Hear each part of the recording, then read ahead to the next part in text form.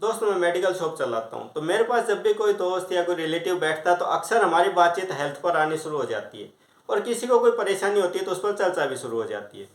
तो इसी तरह मेरे एक दोस्त मेरे साथ बैठे हुए थे, उनको कुछ हेल्थ इश्यूज थे, तो मैंने उनसे कहा कि ठीक है कोई बात नहीं, आजकल मैं सुबह ना हेल्थ क्लब चला रहा हूँ और आप आधे घंटे के लिए उसमें आइए। डेली मंडे टू फ्राइडे 5 दिन हम चलाते हैं, फ्री ऑफ कॉस्ट है, कोई खर्चा नहीं है आपका।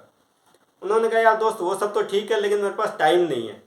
मैंने उनसे पूछा कि भाई टाइम नहीं है तो आप अपनी हेल्थ को कैसे ठीक करेंगे। दोस्तों उन्होंने एक कहानी सुनाई और बड़ी ज़बरदस्त लगी मुझे वो कहानी, और मेरे दिल को बड़ा छुआ, शायद आपको भी वो कुछ काम आए। उन्होंने बताया कि एक मानव के ऊपर एक जन्म लेकर के किस तरह से आदमी काम करता है, उस तरीके से उन्होंने बताया कि भाई एक व्यक्ति था जिसको जन्म लेना था, तो प्रभु ने पूछा भाई किस जाति में जाना चाहोगे, मतलब किस, जो हमारे ये होते हैं संसार में पशु पक्षी प्राणी इस तरह के। तो उसने कहा कि प्रभु मानव जाति में जाकर के मैं आपकी पूजा करूंगा। प्रभु ने भेज दिया। जब उसने जन्म लिया तो प्रभु ने कहा कि भाई अब करो पूजा, तो उसने कहा नहीं प्रभु अभी तो ना मैं बचपन का खेल खेल लेता हूँ फिर करूँगा। ऐसे ही जब फिर वो स्कूल जाने लगा था प्रभु ने याद दिलाया, तो फिर उसने कहा कि पढ़ाई लिखाई कर लेता हूँ फिर कर लूँगा। तो फिर उन्होंने आगे बताया कि जब वो बड़ा हो गया तो बड़ा होने के बाद प्रभु ने फिर याद दिलाया कि भाई तेरा मकसद था यहाँ आकर के मेरी भक्ति करना।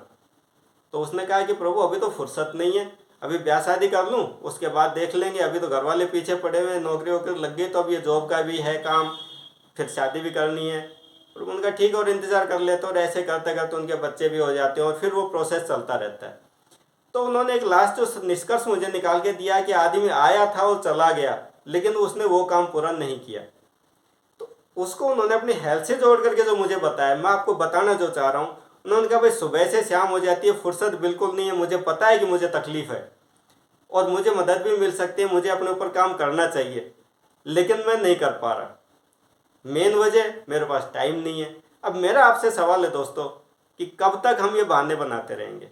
जो लोग सफल होते हैं, जो अपनी हेल्थ पर काम करते हैं, क्या उन लोगों के पास अलग से समय आ जाता है, या उन लोगों के पास कुछ अलग से ऐसा भगवान ने उसको वरदान दिया है कि वो उनको अलग से ही करके देते हुए तू तो सारे काम कर सकता है और ये आदमी ये एक भी काम नहीं कर पाएगा, इसको बस ऐसे ही घूमते रहना है। तो दोस्तों कहने का पर्पज़ ये है कि हमारी थिंकिंग से सब कुछ निर्भर करता है। यदि हम चाहें तो हमारे टाइम को हम एडजस्ट भी कर सकते हैं। मैंने उनको समझाने की कोशिश की कि भाई आप जब इस यहाँ से आप 15-20 मिनट निकाल करके और अपना एडजस्ट कर सकते हो। उन्होंने कहा देखो वो सब बात सही है लेकिन मैं जो काम कर रहा हूँ उसमें जब भी मेरे पास कोई आ जाता है मैं उसको तुरंत छोड़, मतलब उस काम को करना ही करना है मुझे। काम के प्रति जो समर्पण होता है बहुत अच्छी बात है, लेकिन सबसे बड़ी जो बात आती है कि हम जन्म लेते हैं, सारे काम करते जाते हैं, लेकिन हम जो हमारा बाहरी शरीर है उस पर हम डेली सफाई का काम भी करते हैं, लेकिन जो हमारे अंदर की शरीर है, आत्मा है हमारी, या अंदर के जो हमारे ऑर्गन्स है, उनके लिए हम कभी कोई काम ही नहीं करते। बहुत कम ऐसे आदमी मिलेंगे जो अपने ऊपर काम करते हैं। जबकि हमें फिट रहने के लिए हमारी हेल्थ भी ज़रूरी है, हमारी स्पिरिचुअलिटी पर काम करना ज़रूरी है, हमारी फिजिकल हेल्थ पर भी काम करना ज़रूरी है। इस तरह से जब हमारी मेंटल हेल्थ पर हम काम करते हैं तो जब हम हर क्षेत्र में अपनी हेल्थ को मजबूत करेंगे तो हम ठीक रह पाएंगे।